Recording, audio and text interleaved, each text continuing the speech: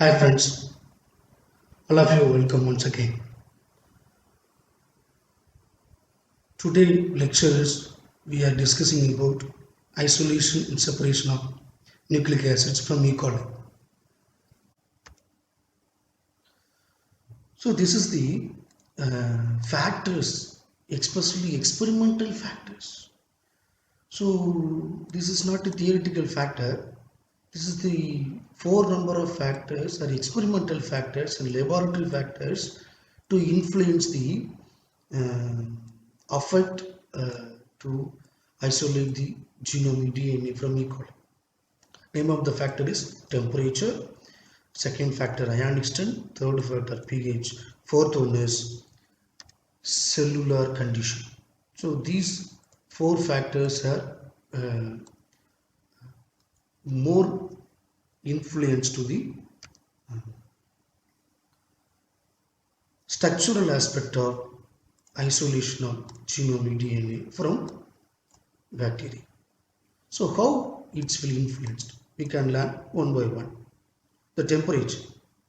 You know very well the entire protocol from growing the bacteria up to the storage of genome DNA, the entire pro isolation protocols under the 4 degrees centigrade, especially ice cold centigrade, ice cold condition, ice cold condition. Why we are maintaining the ice cold condition means so the environmental factor, room temperature, not uh, to prevent the denature of our genome. Uh,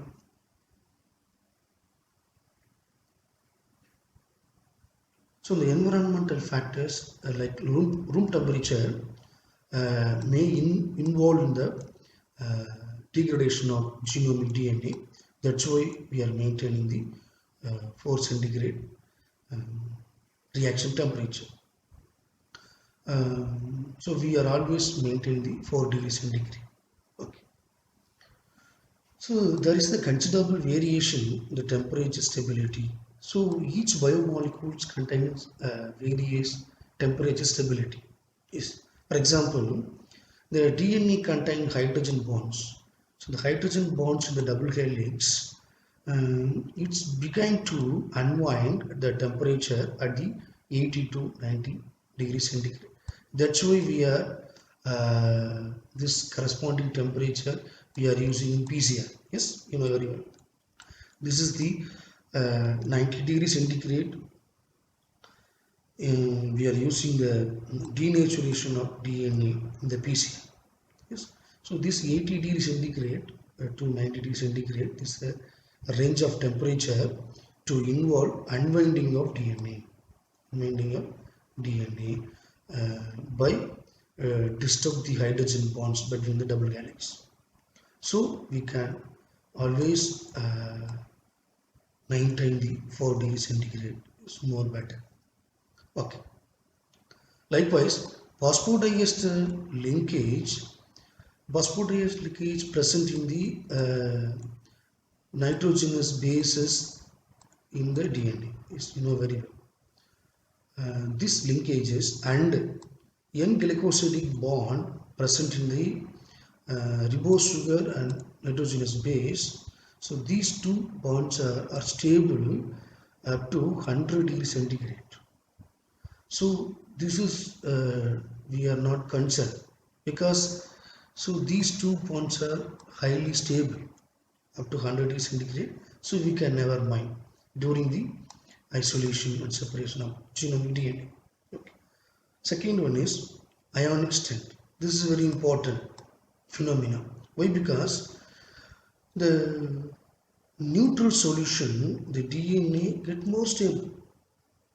If in the DNA gets soluble, whether the DNA enter into the subjected into the salt solution. Salt solution means the pH up to 7. Okay.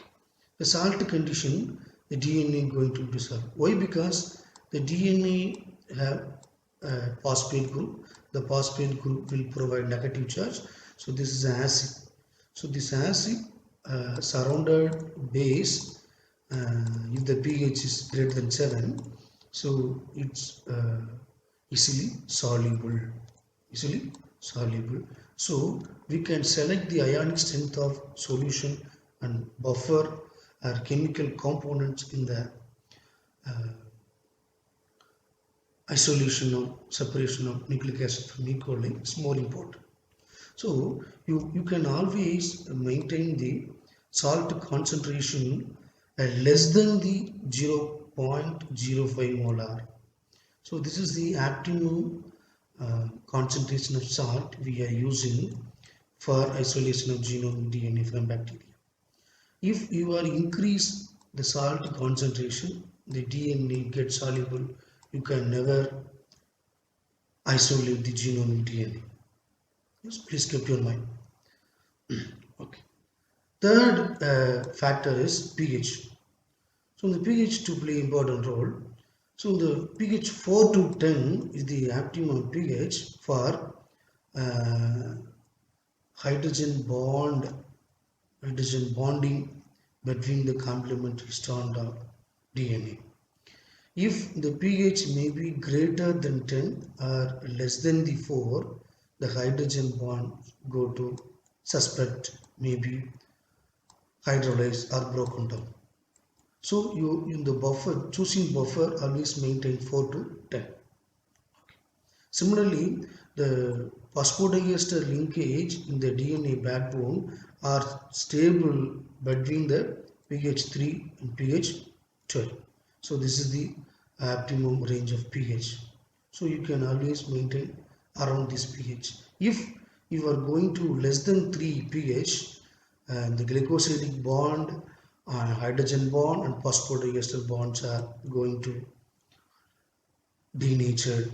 You can never isolate the genome DNA because DNAs are degraded. So please. Fourth condition is called cellular condition.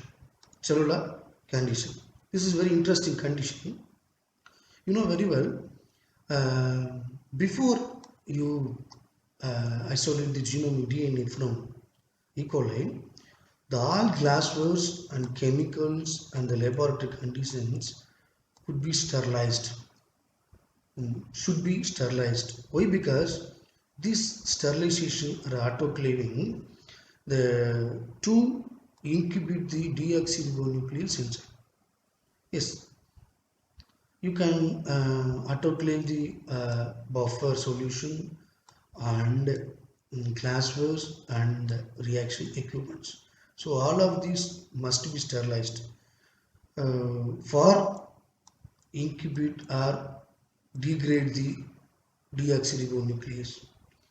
So suppose in the case we cannot uh, sterilize these equipments.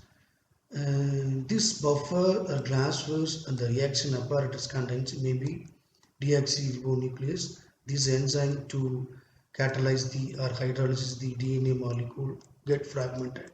So you can never uptake or isolated the active form of genome DNA. Please keep your mind. This is the reaction condition. So several enzymes are exist in the our hand, our glasswares, our buffers, our equipments.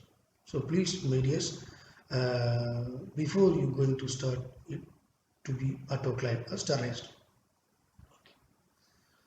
Uh, Next one is before the DNA can be released, you must broken down the cell wall of the organism. Then only you remove the genome DNA from the organism. Yes, we must disturb the cell wall. We must disturb the cell wall. So, suppose we are taking bacteria. Suppose we are taking bacteria. We are using lysozyme. Lysozyme. Suppose we can choose the fungus. We can using uh, chitinase enzyme.